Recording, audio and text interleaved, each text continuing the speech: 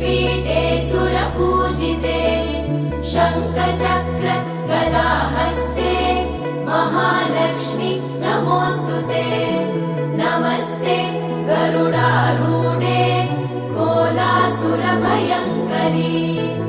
सर्वपाप हरे देवी महालक्ष्मी नमोऽस्तुते महादेव्यै च विद्महे विष्णुपत्नी च धीमहि तन्नो लक्ष्मी प्रचोदयात्।